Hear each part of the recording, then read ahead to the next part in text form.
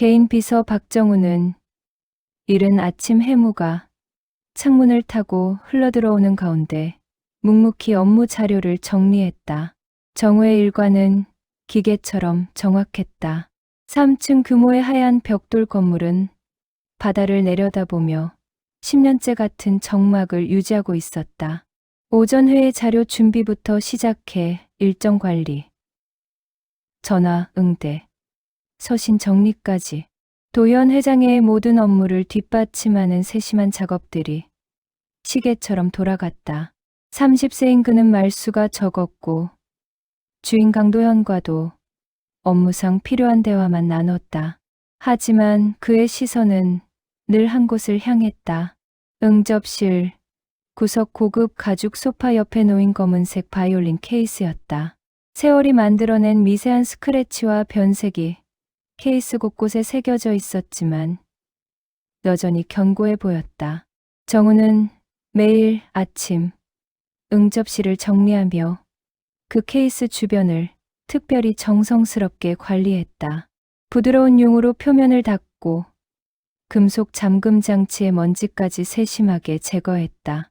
케이스에 손이 닿을 때마다 정우의 가슴에서는 설명할 수 없는 떨림이 일어났다. 마치 깊이 잠들어 있던 무언가가 깨어나려 하는 것 같았다.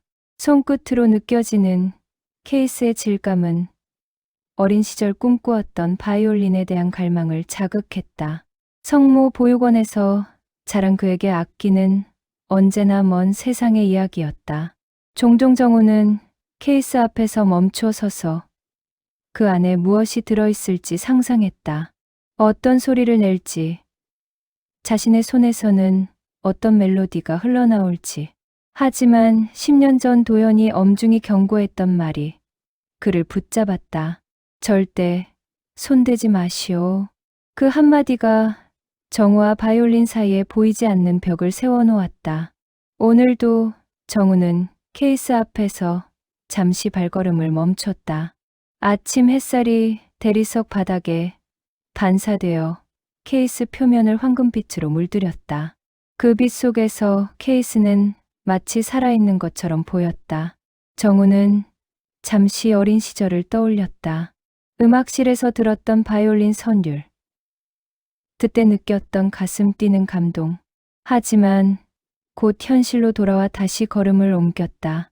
저택의 고요함은 여전했고 바이올린은 침묵 속에서 그를 기다리고 있었다. 10년 전, 그 추운 겨울날을 정우는 선명히 기억하고 있었다. 성모 보육원에서 나온 지 얼마 되지 않은 20살에 그가 이 저택 앞에 서 있을 때 강도연의 첫 말은 냉정했다. 이 집에는 규칙이 있습니다. 그 바이올린은 절대 손대지 마시오. 먼지만 닦으면 됩니다. 도연의 목소리에는 협상의 여지가 없었다. 정우는 고개를 끄덕이며 대답했다. 알겠습니다, 회장님. 그는 이유를 묻지 않았다. 보육원에서 배운 것은 질문보다는 순종이었기 때문이다.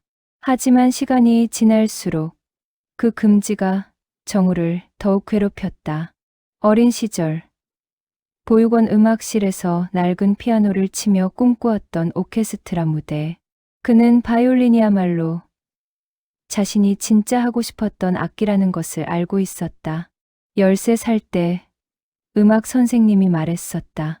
정우야, 너는 손가락이 길고 감각이 뛰어나. 바이올린을 배워보지 않을래?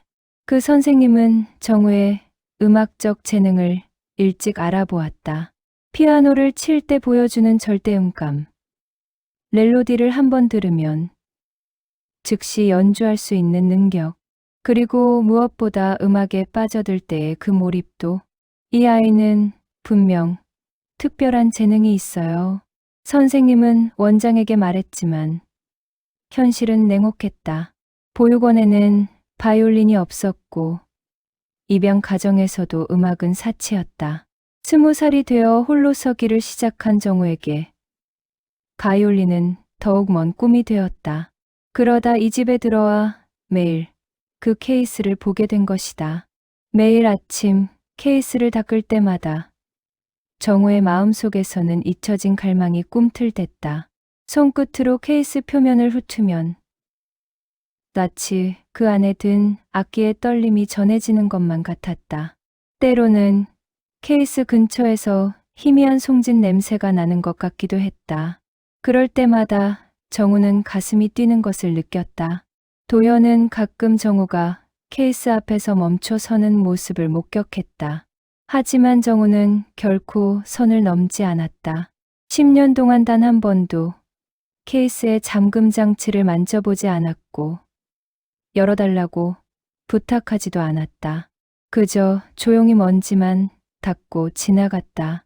그러나 밤이 되면 정우는 종종 그 바이올린이 어떤 소리를 낼지 상상했다. 자신의 손에서 어떤 멜로디가 흘러나올지, 편의 진동이 어떤 감촉일지. 그 상상만으로도 그의 가슴은 뜨거워졌다. 금지된 것에 대한 갈망은 시간이 갈수록 더욱 깊어져만 갔다. 3일간 일본 아타미로 요양을 다녀오겠습니다. 도연의 짧은 고지였다. 그는 늘 그랬듯 자세한 설명 없이 가방을 챙겨 떠났다. 공항으로 향하는 택시가 저택 앞에서 사라지는 모습을 보며 정우는 묘한 기분을 느꼈다. 10년 동안 이 집에서 지내면서 완전히 혼자가 된 적은 손에 꼽을 정도였다. 정우의 시선은 자연스럽게 바이올린 케이스로 향했다. 거실 조명 아래서 케이스는 평소보다 더욱 선명하게 보였다. 마치 그를 의식하고 있는 것처럼 느껴졌다. 정우는 고개를 저었다. 무슨 말도 안 되는 생각을.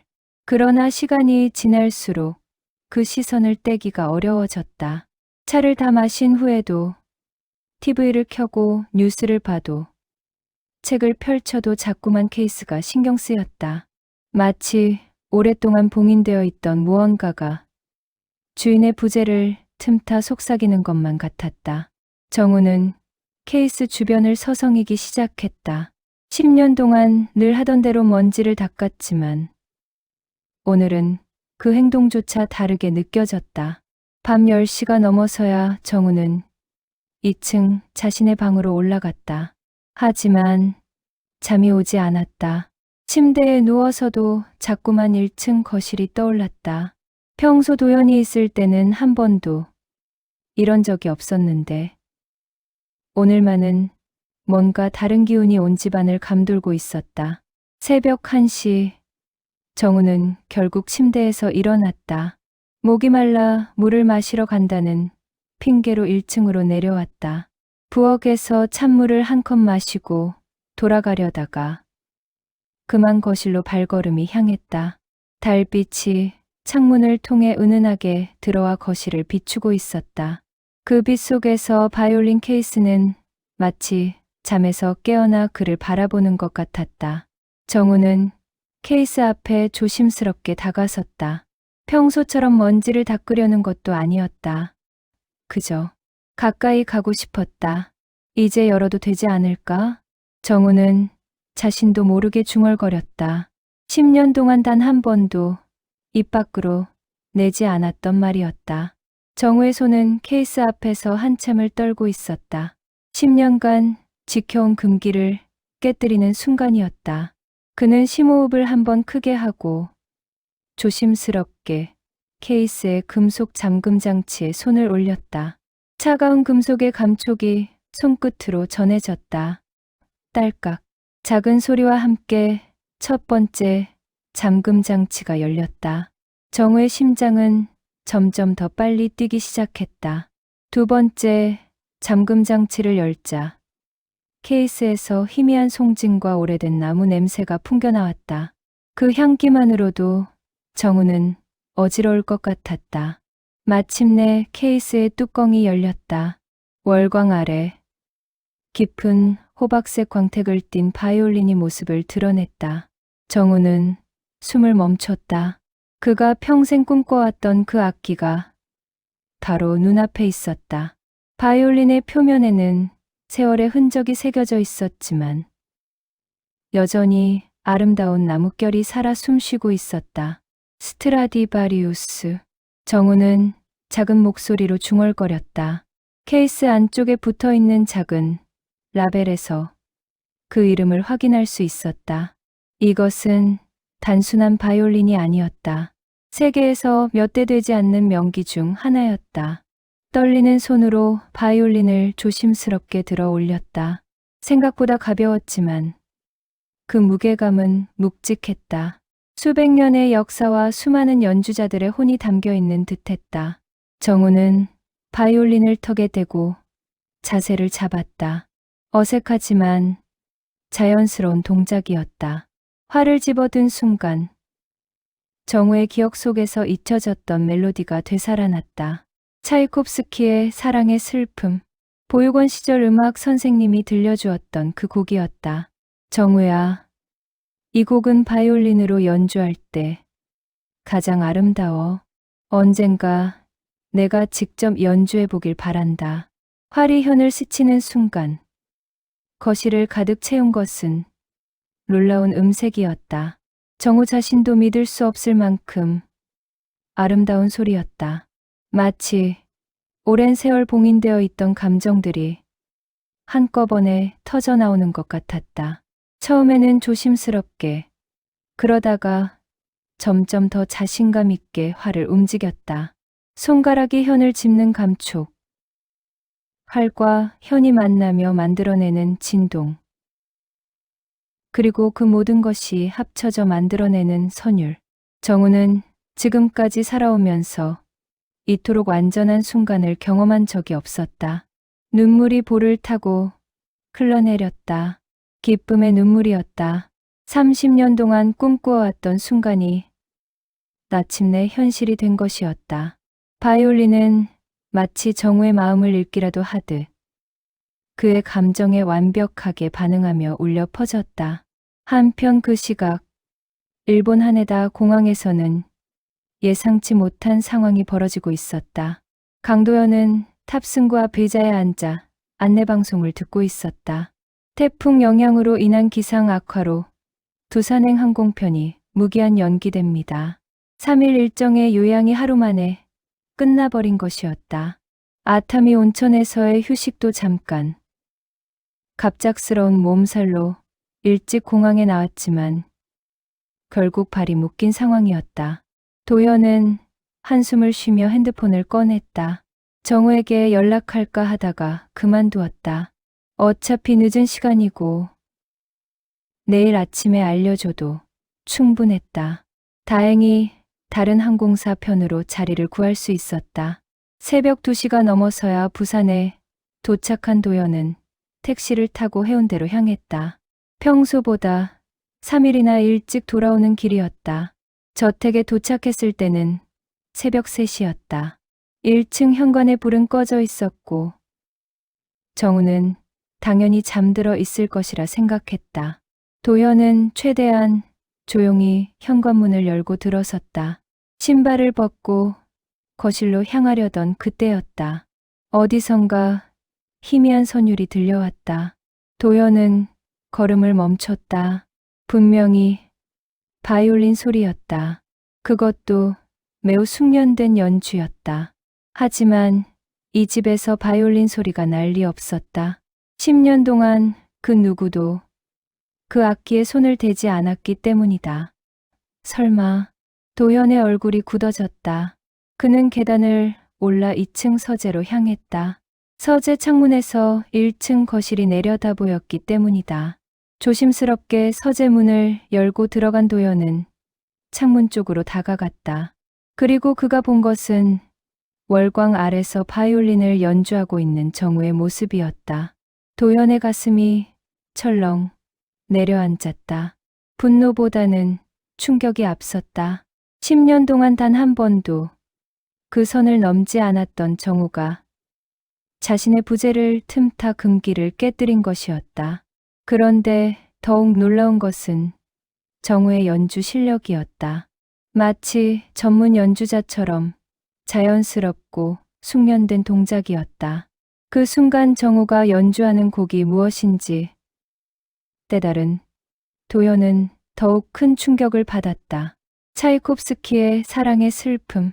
그것은 40년 전 자신의 여동생 미영이 가장 좋아했던 곡이었다. 매일 밤 이 거실에서 그 바이올린으로 연주하던 바로 그 곡이었다. 도현은 의자에 주저앉았다. 우연의 일치치고는 너무나 정확했다. 연주하는 자세, 손의 움직임, 심지어 감정을 표현하는 방식까지 모든 것이 미영을 떠올리게 했다. 혹시 이것이 우연일까? 도연의 머릿속에서는 오래전 기억들이 되살아나기 시작했다. 전쟁 중에 헤어진 여동생, 그녀가 마지막으로 남긴 말, 오빠, 아이를 부탁해. 그리고 그 후 소식이 끊긴 조카의 존재, 누가 허락했소. 도연의 목소리가 거실을 찢듯 울려 퍼졌다. 그는 2층에서 급히 내려와 거실 입구에 서 있었다. 얼굴은 분노로 일그러져 있었고 주먹이 떨리고 있었다. 정우는 화리현에서 미끄러지며 내는 날카로운 소음과 함께 연주를 멈췄다. 순간 그의 얼굴은 새하얗게 질려버렸다. 꿈에서나 상상했던 최악의 순간이 현실이 된 것이었다. 바이올린을 든 손이 바들바들 떨렸다. 회장님, 언제 돌아오셨는지 지금 그게 중요한 게 아니요. 도연이 성큼성큼 다가왔다. 10년 전에 뭐라고 했는지 기억나지 않소? 절대 손대지 말라고 했지 않았소. 정우는 급히 바이올린을 케이스에 넣으려 했지만 손이 너무 떨려서 제대로 되지 않았다. 결국 조심스럽게 소파에 내려놓고 무릎을 꿇었다. 죄송합니다. 회장님, 변명의 여지가 없습니다. 그저 너무 켜고 싶어서. 도연의 목소리에는 믿을 수 없다는 어조가 섞여 있었다. 당신이 바이올린을 킬 줄 안다는 말이오? 정우는 고개를 들지 못한 채 작은 목소리로 대답했다. 어린 시절 조금 배웠습니다. 하지만 제대로 된 바이올린을 만져본 것은 오늘이 처음입니다. 도현은 정우의 대답을 들으며 혼란스러워했다. 분명히 방금 전까지의 연주는 초보자의 수준이 아니었다. 수년간 연습을 쌓은 사람만이 낼 수 있는 음색이었다. 그것도 자신의 여동생과 똑같은 감정 표현으로. 조금 배웠다고? 도연은 비웃듯 말했다. 방금 전 연주가 조금 배운 사람의 실력이라는 말이오? 정우는 여전히 고개를 숙인 채였다. 죄송합니다. 처벌을 받겠습니다. 하지만 도연의 눈빛은 단순한 분노만이 아니었다. 그는 정우의 자세, 바이올린을 잡는 손의 모양, 활을 쥐는 방식을 유심히 관찰하고 있었다. 연주할 때 몰입하는 표정, 음악에 빠져드는 그 눈빛까지. 모든 것이 40년 전 네 거실에서 매일 밤 연주하던 여동생의 모습과 겹쳐 보였다. 특히 정우가 연주할 때 보인 왼손의 비브라토 기법은 미영만의 독특한 방식이었다. 그것은 가르쳐서 되는 것이 아니라 타고나는 감각이었다. 도연은 갑자기 가슴이 두근거리기 시작했다. 당신, 도연은 떨리는 목소리로 물었다. 혹시 그 연주법을 누구에게 배웠소? 정우는 당황한 표정으로 고개를 들었다. 연주법이라고 하시면 왼손 비브라토 말이오. 그 독특한 손목 돌리는 방식. 그건 그냥 자연스럽게 나오는 것 같은데요. 특별히 배운 기억은 없습니다. 도연은 숨이 막히는 것을 느꼈다. 그 비브라토는 강가의 혈통에서만 나타나는 독특한 기법이었다. 미영도, 미영의 아버지도, 할아버지도 모두 같은 방식으로 연주했었다. 그것이 우연의 일치일 가능성은 거의 없었다. 도연은 정우를 거실에 그대로 둔 채 급히 2층 서재로 뛰어 올라갔다. 그의 손은 떨리고 있었고 심장은 격렬하게 뛰고 있었다. 40년 동안 봉인해 두었던 기억의 상자를 열어야 할 때가 온 것 같았다. 서재 한쪽 벽면에는 오래된 나무 서랍장이 있었다. 도연은 가장 아래 서랍을 열고 깊숙이 손을 넣어 낡은 가죽 사진첩을 꺼냈다. 표지는 세월에 발해 있었고 모서리는 해져 있었다. 이 사진첩을 마지막으로 연 것이 언제였는지도 기억나지 않았다. 첫 페이지를 넘기자 흑백 사진들이 나타났다. 1980년대 초 이 저택에서 찍은 가족 사진들이었다. 도연은 떨리는 손으로 한 장의 사진을 자세히 들여다보았다. 25세 젊은 시절에 자신과 함께 웃고 있는 아름다운 여인이 있었다. 그의 여동생 강미영이었다. 미영은 사진 속에서도 바이올린을 들고 있었다. 바로 지금 1층에 있는 그 스트라디바리우스였다. 그녀는 음대를 졸업한 재능 있는 바이올리니스트였고 이 집 거실에서 매일 밤 연주하는 것이 일과였다. 그녀의 연주를 듣는 것이 도연에게는 하루 중 가장 행복한 시간이었다. 다음 페이지에는 더욱 중요한 사진이 있었다. 미영이 어린 사내아이를 안고 있는 모습이었다. 아이는 당시 5살 정도로 보였고 큰 눈과 짙은 눈썹이 인상적이었다. 사진 뒤편에는 미영의 글씨로 정민이와 함께라고 적혀 있었다. 도현은 그 아이의 얼굴을 오랫동안 바라보았다. 30년이 지난 지금 그 아이가 어떤 모습으로 자랐을지 상상해 보았다. 그리고 그 순간 전율이 온몸을 휩쓸었다. 사진 속 아이의 눈매, 코의 형태, 심지어 미소 짓는 방식까지 모든 것이 지금 1층에 있는 정우와 똑같았다. 설마 도연은 중얼거렸다. 그는 급히 다른 사진들을 찾아보았다. 미영이 임신했을 때의 사진, 아이가 태어났을 때의 기념사진, 그리고 마지막으로 1987년 겨울에 찍힌 사진까지. 그 사진에서 미영은 6살 된 정민이의 손을 잡고 서 있었다. 두 사람 모두 어딘가로 떠나기 위해 짐을 꾸린 듯 보였다. 그때가 마지막이었다. 미영과 정민이를 본 마지막 순간이었다. 정치적 혼란 속에서 미영은 아이를 안전한 곳으로 피신시키려 했고 도연에게는 잠시만 몸을 피하겠다고 말했었다. 하지만 그것이 영원한 이별이 될 줄은 몰랐다. 도연은 사진첩을 덮고 깊은 한숨을 내쉬었다. 그리고 정민이가 마지막으로 맡겨진 곳을 기억해냈다. 대전의 성모 보육원이었다. 미영이 혼자서는 아이를 돌볼 수 없는 상황이 되자 임시로 맡긴 곳이었다. 하지만 미영이 사고로 세상을 떠난 후 정민이는 그곳에서 자랄 수밖에 없었다. 정민이, 혹시 정우가? 도연의 목소리는 떨리고 있었다. 성모 보육원에서 자란 아이, 입양된 후 박씨, 성을 가지게 된 아이, 그리고 타고난 음악적 재능을 가진 아이. 모든 조각들이 맞아떨어지고 있었다. 도연은 사진을 손에 쥔 채 1층으로 내려가야 한다는 것을 알았다. 40년 만에 조카를 만날 수도 있는 순간이었다. 도연은 사진을 꽉 쥔 채 천천히 계단을 내려왔다. 각 계단을 밟을 때마다 그의 마음은 더욱 무거워졌다. 40년간 찾지 못했던 조카가 바로 곁에 있었다는 사실이 믿기지 않았다. 거실에 도착했을 때 정우는 여전히 무릎을 꿇고 고개를 숙인 채 있었다.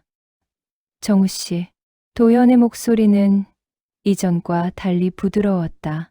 정우는 놀란 듯 고개를 들었다. 분노에 차 있을 거라 예상했던 도연의 얼굴에는 복잡한 감정이 흐르고 있었다. 그의 손에는 오래된 사진이 들려 있었다. 혹시 어릴 적 어디서 자랐소? 도연의 질문은 떨리고 있었다. 정우는 잠시 망설였다. 자신의 출신을 밝히는 것이 지금 상황에서 도움이 될지 확신할 수 없었다. 하지만 더 이상 숨길 이유도 없었다. 대전의 성모 보육원에서 자랐습니다. 10살 때까지요. 그 후에 박 씨 가정에 입양되었습니다. 도연의 얼굴이 순간 창백해졌다. 그는 비틀거리며 소파에 앉았다. 정우는 당황해서 일어서려 했지만 도연이 손짓으로 그를 제지했다. 당신의 원래 이름이 혹시? 도연은 목이 메어 말을 잇지 못했다. 정민이었습니다. 강정민. 그 순간 도연은 두 손으로 얼굴을 감쌌다.